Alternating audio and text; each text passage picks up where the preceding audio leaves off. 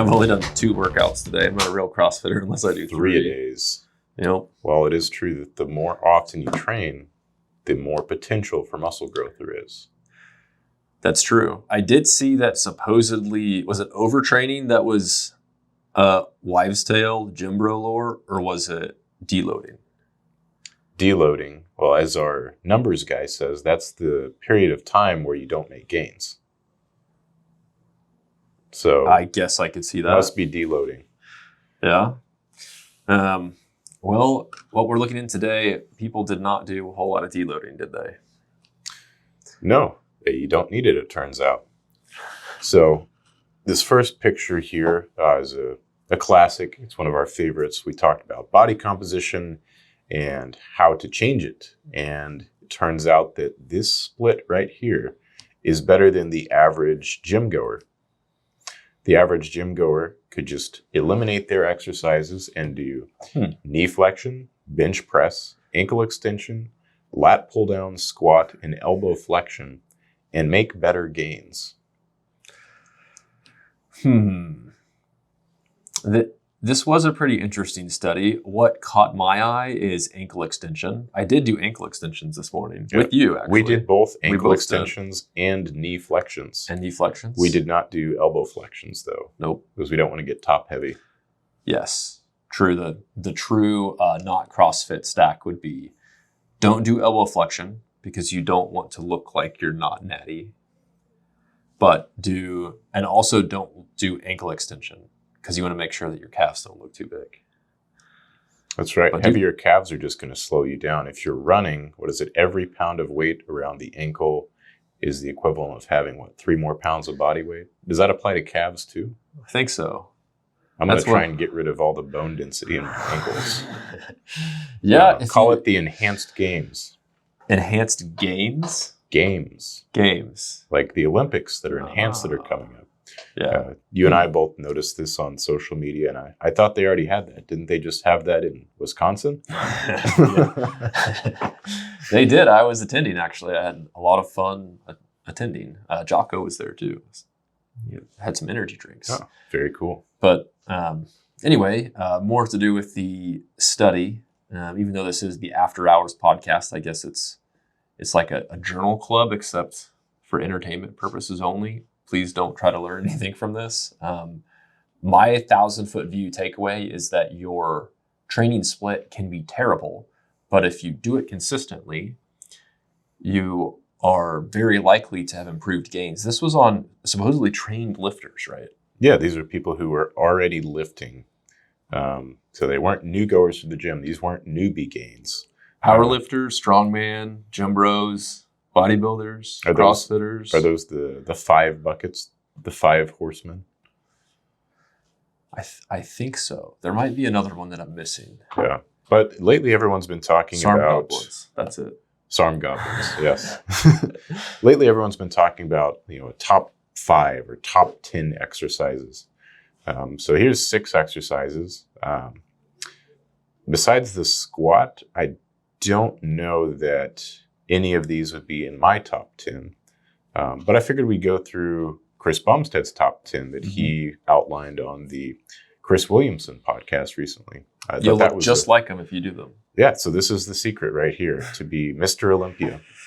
So first 5, we have squat, deadlift, pull-up, specifically with a neutral grip, incline dumbbell press. Anytime I see incline, I always know that's a good exercise. And then seated dumbbell shoulder press. So that's the first 5. And then what do we have after that? Close grip, flat bench, specifically close grip, dumbbell curl, bent over row, hanging leg raise, lateral raise. So hitting everything but calves, it seems like. Yeah. And posterior delt, bent over row, nope, not really hitting. Lateral raise, if you do bent over lateral raise, I guess. Yeah, depending on the angle. You might get a little bit of, you probably get some trap work with your bent over rows. Yep. People aren't going to be able to totally eliminate their trap use there. Chris Bumstead definitely hits posterior delt, but maybe it's not his top 10. Maybe it's not. Maybe it's number 11. It's really a very good list.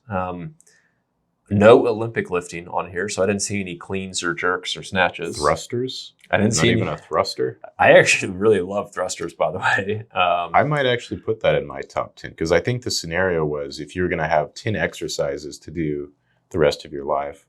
Well, for me, that's a fairly decent full body workout, and you can also get cardio that way. Yep.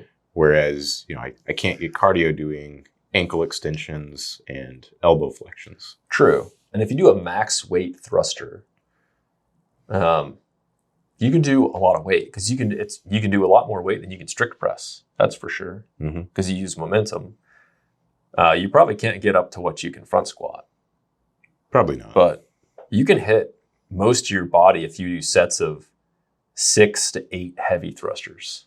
So if you were picking one exercise, is it going to be, is clean and press one exercise? That's like the barbell thruster. Yeah, clean and jerk. Yeah, like a clean when you go down into a squat and then a jerk, especially a squat jerk. That's a heck of an exercise if you're doing one of them. Never done one. Yeah.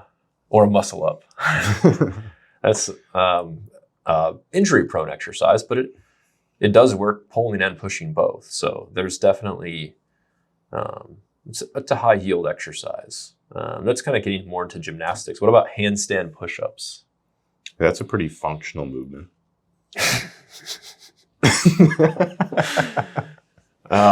Maybe functional if you're doing them in a competition, but yeah, I don't know. Some of them, like deadlift, you just have to include deadlift because even though you're essentially basically doing a deadlift at the start of a snatch, you're doing a snatch grip deadlift into a snatch, and then with the clean, you start with a clean grip deadlift. But you just can't go as heavy. So what are you going to do for your heavy hinge? Yeah, so if you're not doing a deadlift, then you would do perhaps a barbell hip thrust, or you could even throw some machines in there. This actually has 0 machines. Unless someone is doing their pull-ups assisted, then that would be a machine move. Yep. So I would actually do probably a 50-50 blend here. I'd have one big compound for legs, one big compound for chest, tries, one big compound for back and biceps.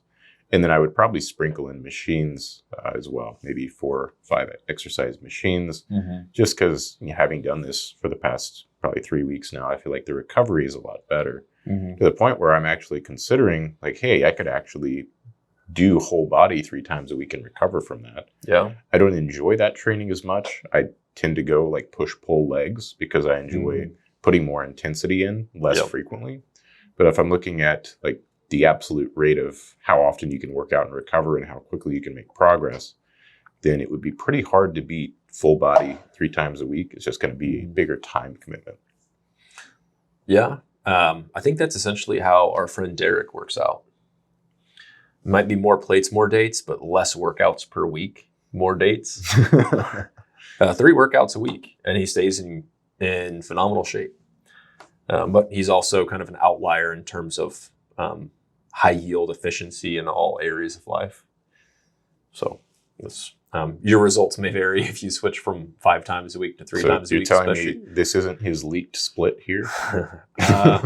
Not that I know of. Where is these shoulder exercises? I don't think they're... Not a single shoulder exercise. None of them. You get your front delts with bench press, but no lateral or posterior. That's probably not it.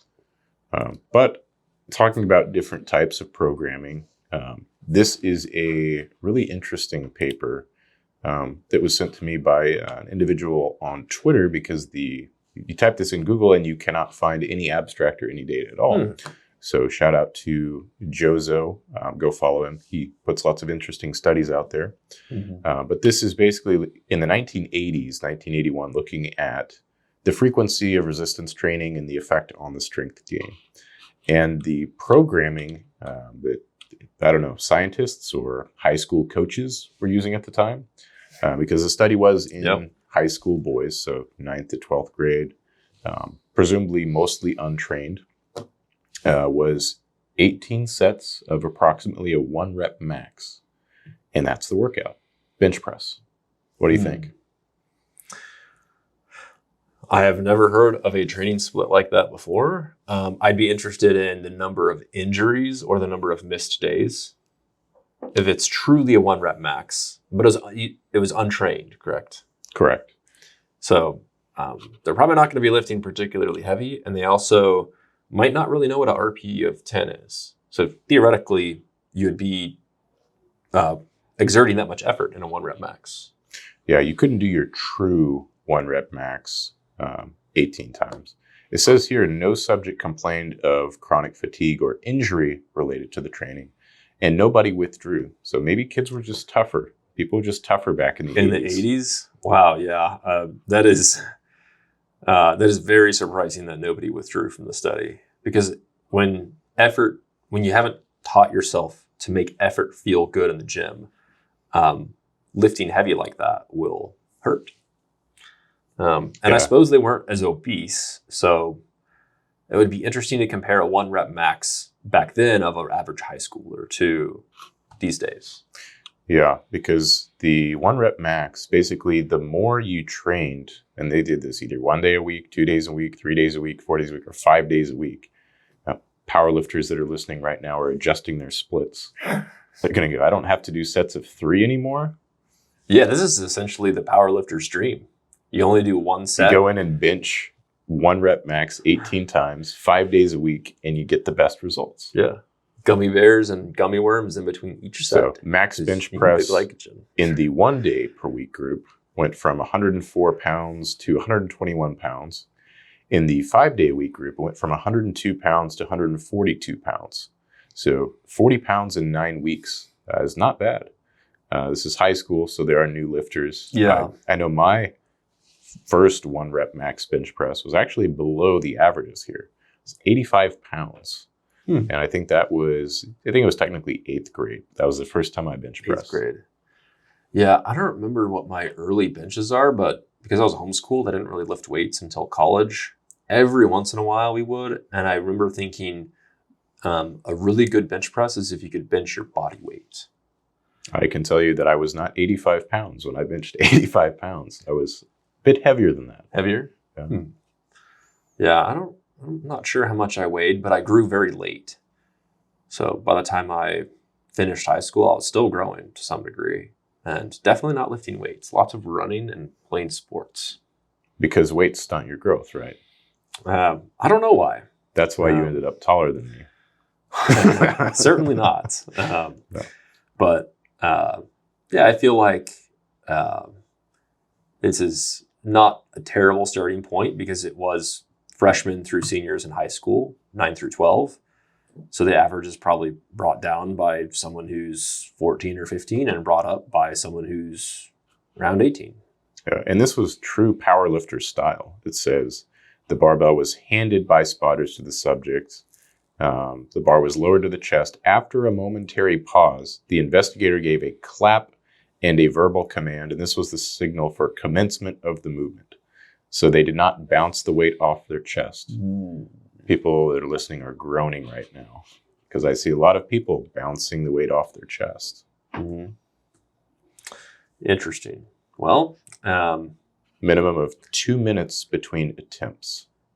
It's certainly an interesting study. For one reason, it was only 9 weeks, so you can't really account for growth and development. If you took the same group of kids and waited a year and didn't have them train, then they would probably have some decent gains just from growing. But I guess it emphasizes the importance of starting lifting because a lot of this is just newbie gains. No matter what they did, they're going to have amazing results. Yeah, exactly. I mean, they would get a similar strength increase and maybe even a bit more hypertrophy if they're doing a traditional, say something like 4 sets of 10 instead of 18 sets of 1. Probably a little bit more time efficient too. Because 18 sets, waiting a minimum of 2 minutes between, and you've got to wait for your lift signal when you lower the bar to your chest. Yeah, our kids nowadays just don't have the patience or the attention span to do something like that. Yeah, that's true. It might be a bit easier for them just because there might be less room that they have to go to touch their chest. The range of motion. Yeah, it's classic bench press. If you have a chest that goes out to here, there's less range of motion. Because I pulled this up. Let's see. What was the average weight of a high school student now? 9 through 12? Yeah, right now. So say a 15-year-old, the average weight is 145. 18-year-old is 156. I can only imagine these were a bit lower back in the 1980s compared to this data, which is from sometime in the last 10 years. Yeah. So if the average weight was 120 pounds, then that's pretty solid. They went from benching their body under their body weight to substantially over their body weight. Yeah. Yeah, I guess it just goes to show that power lifters have the correct method of training. I do think that is a fun way to train, but the risk of injury there is slightly higher. So especially that's why as you get have more to advanced and lift heavier put on weight. a belt and wrist straps and elbow sleeves Yep. and knee sleeves and chains and bands. That way you don't get hurt. Yeah. But in all seriousness, what I see often is that regardless of what sport people go into, you have to start with the strength base. Because before you get to that bodybuilder style or powerlifter style of doing, either whether it's machines or barbells, putting a lot of weight on and doing a dozen reps with all that weight. Before that, you're training to lift heavier and heavier and heavier. So that adaptation allows you to specialize in a certain type of training. So there's definitely, I guess, a buy-in of strength that you have to incur. Yeah, because the end point that you're after is going to be a functional improvement in whatever the sport or competition that you're in. This goes all the way from football to tennis to CrossFit. There's a reason that those athletes don't train like bodybuilders to be as large as possible and not necessarily as fast and explosive as possible. Mm-hmm. So I think that makes a lot of sense. And the one place you see this sort of phenomenon of the mind-muscle connection is bodybuilding. And I think I'm going to use that as an excuse on days when I just want to curl 10 pounds because I just want to focus on the mind-muscle connection. Yeah. Well, you would use blood flow restriction, right? You can do 5 pounds if you use BFR cuffs. The more gadgets, the better. Yeah. And to be fair, blood flow restriction cuffs do have, they are very promising and they do have good evidence and they can be something that you utilize. But if you're a beginner, then perhaps it's not the time to do that because one, it can really hurt. And high rep stuff, blood flow restriction, things like that, you need to already be at that level where the effort feels good. So it's more of an intermediate or advanced technique. And then 2 is if you're using all this equipment that's hyper specialized, that does take time to utilize in most cases. And the more efficient you can be, the more muscle groups that you can hit and the more improvement you can make with less time commitment. Yeah. I mean, in terms of efficiency, you can get similar hypertrophy response from like a 40% of your 1 rep max. You just have to do a lot more reps and it takes a lot more time. And like you mentioned, the pain threshold, like the pain level tends to be higher, perceived exertion tends to be higher. And a lot of people aren't going to be able to push themselves to, like you said, RPE of 9 with 40% of their 1 rep max. Whereas if you're at 70 or 80% of your 1 rep max, it's relatively easy to get to yourself to that RPE 9 because at a certain point you're like, if I do 1 more rep, I'm not going to get this bar off my chest again. Yeah. I think that's a good way to look at it. What about those CrossFitters? Yeah, it's interesting. As a lot of people know, I've been doing, a combination of strength training and some Metcon style of training, albeit mostly zone 2, not often up in zone 4. The harder is better and high intensity all the time.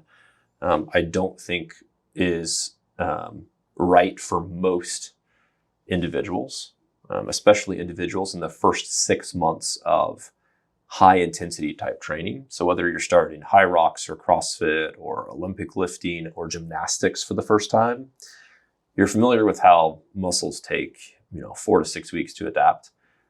And tendons and ligaments often take 4 times that much time. So maybe 4 months to adapt. So I told myself, I'm going to give myself 6 months and see how my body reacts to this. I couldn't do an overhead squat when I first started. And now my mobility is significantly better. I haven't had any serious injuries. I've had my fair share of tweaks and whatnot and calluses and rips here and there. But I haven't had any significant, or even, I haven't even had any moderate injuries. I'd say I probably haven't had any injuries at all. But that's kind of a relativistic thing for minor aches and pains. Mm-hmm. But if you start out light like that, the downside is if you do nothing else, you are not training to your maximum ability and you are not making your maximum amount of progress. So supplementing with something that you can train to failure or near failure is important. Yeah, I think you did it in a very smart way. You didn't go out 100% intensity and then, break something or have a serious injury or something that set you back from training. And would you say your mobility increase is primarily from going through those movements, or is there a significant amount of stretching that you've had to do alongside that? Because you mentioned, being a runner. So, runners historically don't have great shoulder mobility. Yeah, my shoulder mobility was terrible. I should have done more stretching and drills and whatnot, and I did some, but most of my improvement was from just going through the movements at lighter weight. Yeah, and I've seen some data to suggest that weightlifting actually improves flexibility to some degree. So if you take like someone who's untrained, they start lifting some weights, they're probably moving through planes of motion that if they're sedentary, they aren't. So like as far as the time investment, you're getting a little bit more flexible. And obviously there's a bell-shaped curve there, right? I don't know that there's any pro bodybuilders who are super flexible. There's a few sprinkled in there, but you tend to get Antoine Vaillant. Yeah, you tend to get less flexible past a certain point. Yeah, that's certainly true. So anyway, your results may vary, but of note, depending on what you decide to train and at what point in life and what your starting point is for mobility and flexibility both, talk to your doctor and your physio, I guess, about what is right for you. So, all right. Well, I hope you all have enjoyed our thoughts, sort of rambling about exercises and picking out a top few of our favorites and going over some other favorites, poking fun at splits, poking fun at bodybuilders, powerlifters, and CrossFitters, which, we have all done some form of. I did go to a not CrossFit class, and I got a good workout, both cardiovascularly and anaerobically as well. So, as always, thank you for listening to this After Hours podcast. Maybe you've gotten some Zone 2 in while you're listening. We'll see you next time.